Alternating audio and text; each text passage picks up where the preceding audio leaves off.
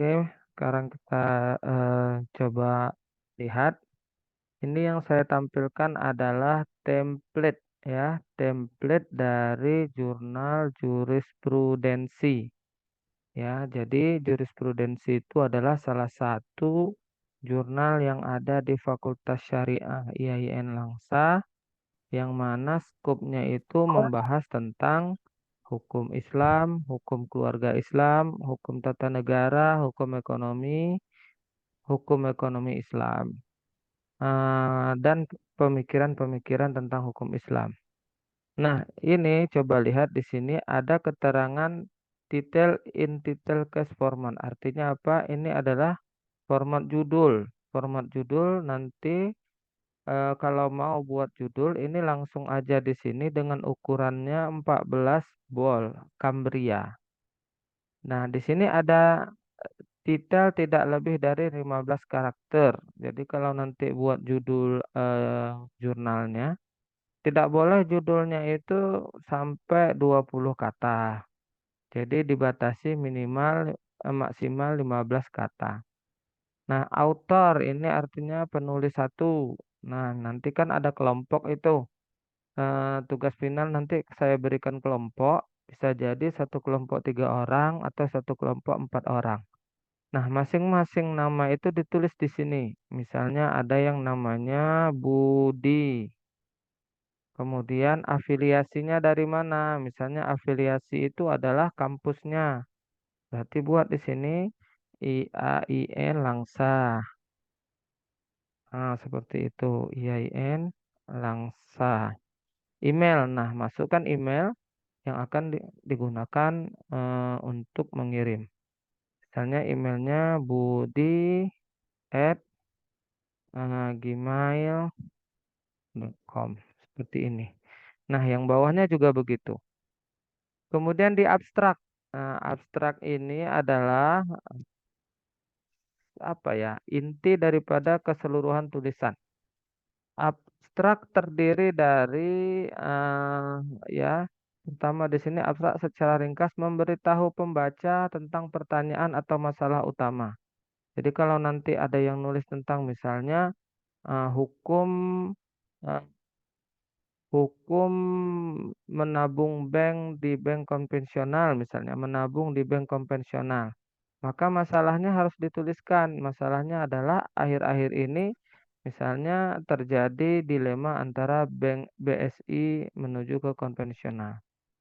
Kemudian dibuat di sini metode atau teori dan temuan. Jadi ditulis juga di abstrak metode yang digunakan, dan pada bagian akhir dituliskan hasil hasil dari penelitian. Pada abstrak memiliki kata kunci tidak boleh lebih dari 5 dan paling sedikit 3.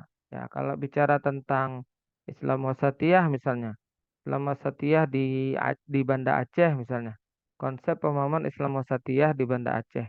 Maka ambil keyword itu yang dekat dengan variabel judul, misalnya Islam Wasatiyah, Banda Aceh dan sebagainya.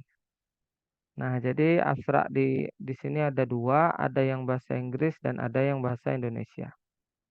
Kita masuk pada bagian pendahuluan. Nah, bagian pendahuluan adalah paling penting dituliskan apa tujuan dari penelitian. Jadi dijabarkan penelitian ini bertujuan untuk apa, kemudian mengapa dilakukan penelitian.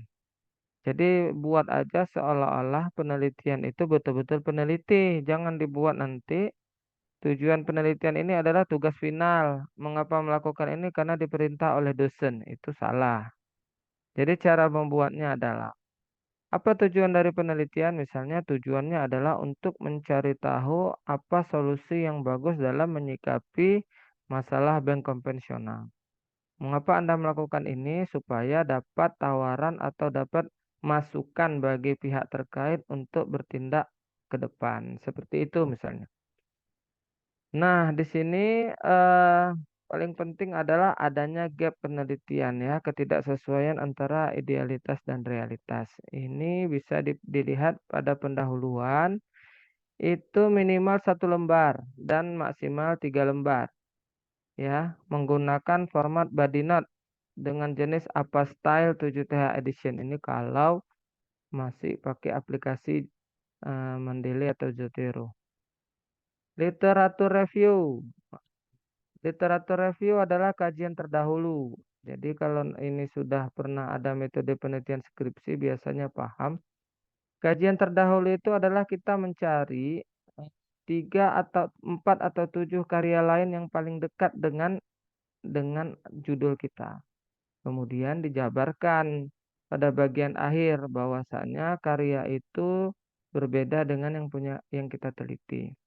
Nanti saya kasih contoh bagaimana eh, jurnal yang sudah benar penyusunan literatur reviewnya.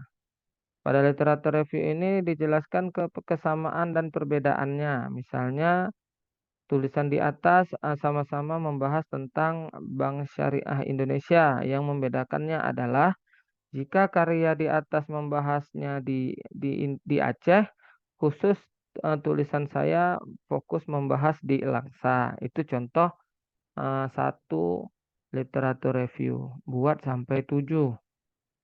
Nah, pada literatur review ini harus ada novelty. Novelty itu apa? Yang membuat berbeda. Jadi tujuannya adalah literatur review ini memberitahu kepada pembaca bahwasanya tulisan yang kita buat itu belum pernah dibuat orang. Sehingga kita bukan plagiat punya orang. Metode penelitian. Bagian ini menjelaskan secara singkat tentang jenis penelitian, pendekatan penelitian, metode penelitian, serta sumber primer dan sumber pendukung yang digunakan. Jadi sederhana saja. Misalnya nanti ada yang nulis tentang pemahaman Islam Wasatiyah dosen IAIN Langsa misalnya. Jenis penelitiannya adalah penelitian pustaka. Pendekatan yang digunakan adalah pendekatan kualitatif. Metodologi yang digunakan adalah studi wawancara. Sumber primernya adalah pendapat-pendapat dosen IAIN Langsa. Sedangkan sumber pendukungnya adalah buku-buku atau jurnal-jurnal yang terkait Islam Wasatiyah. Itu contoh menulis metode penelitian.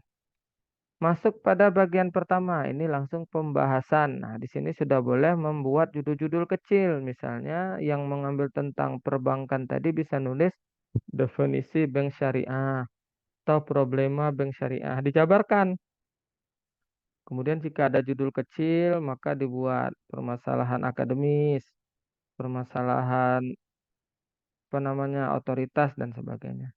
Begitu juga dengan bagian kedua. Ini adalah judul-judul selanjutnya. Misalnya eh, pro dan kontra bank syariah di Aceh. Kemudian buatlah sampai kira-kira ada 4 atau 5 judul kecil. Nah, setelah judul masuk pada kesimpulan.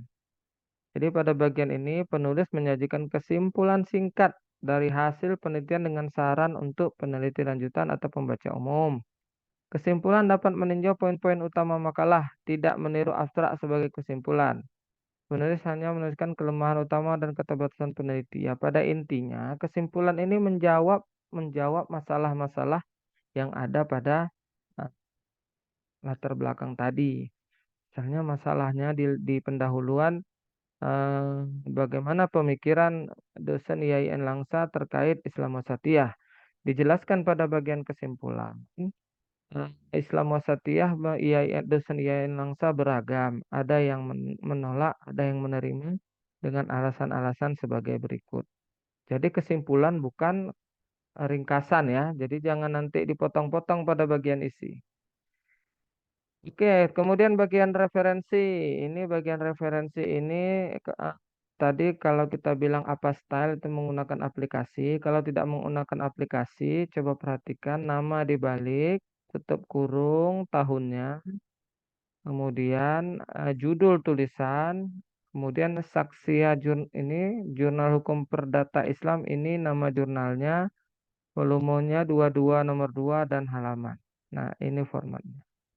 Ini kalau buku ya, cara penulisan buku berbeda dengan jurnal.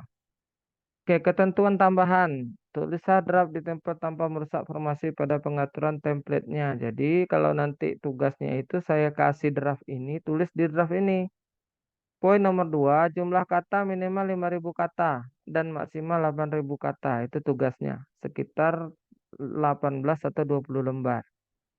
Jenis tulisan secara keseluruhan adalah Cambria 12, kecuali judul utama. Format alat penulisan sebaiknya bersifat induktif dari umum ke khusus. Jadi bicarakan dulu yang umum, misalnya Islam adalah agama yang rahmatan lil alamin. Dalam Islam menjelaskan tentang perbankan.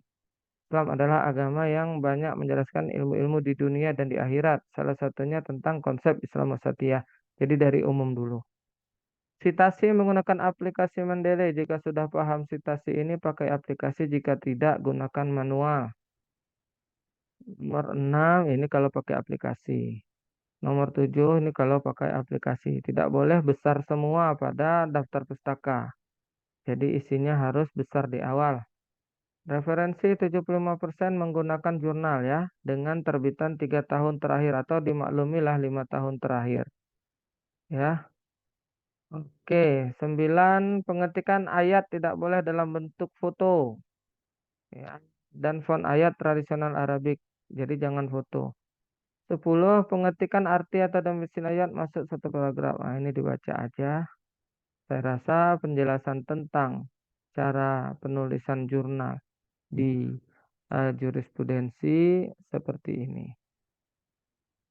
Oke, sampai di sini ada yang ditanyakan?